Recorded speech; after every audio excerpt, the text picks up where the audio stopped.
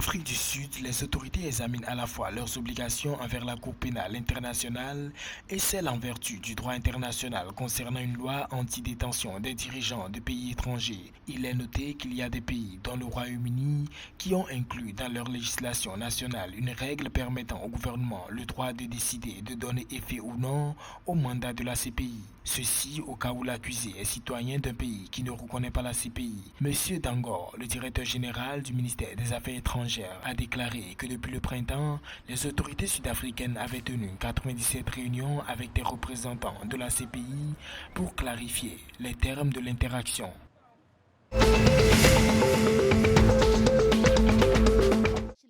Au Malawi, le Parti démocrate progressiste DPP, parti d'opposition, a déclaré que le parti dirigé par l'ancien président Peter Mutharika remettrait l'économie sur les rails. L'objectif est d'approuver la candidature de l'actuel président du DPP, Mutharika, en tant que porte-flambeau du parti lors des élections tripartites de 2025.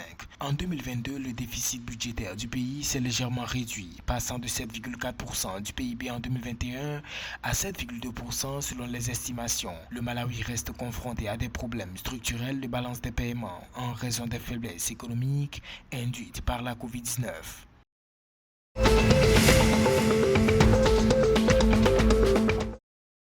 En Zambie, le ministre de la province de Mochinga, Henri Sikazwe, a annoncé que l'agence des réserves alimentaires FRA est en bonne voie d'atteindre l'objectif d'acheter environ 65 000 tonnes métriques de maïs aux agriculteurs de la province.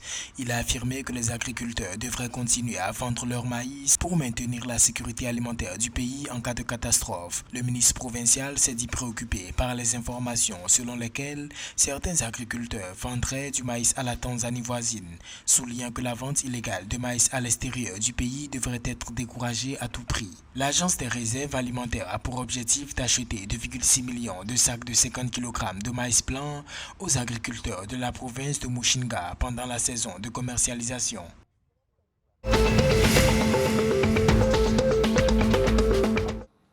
L'accord sur les diamants récemment ratifié régissant les relations entre le gouvernement du Botswana et de Beers devrait voir une injection de 10 milliards de pula dans un fonds Diamonds for Development pour soutenir la création de valeur dans différents secteurs. Les responsables de De Beers ont déclaré qu'ils s'attendent à ce que le fonds cible les secteurs non miniers de l'économie afin de réduire la dépendance aux minéraux. Les deux parties sont engagées dans des négociations de plus en plus tendues depuis 2019, le gouvernement faisant pression pour de plus grandes concessions qui permettront au pays de participer plus profondément à la chaîne de valeur de l'industrie du diamant.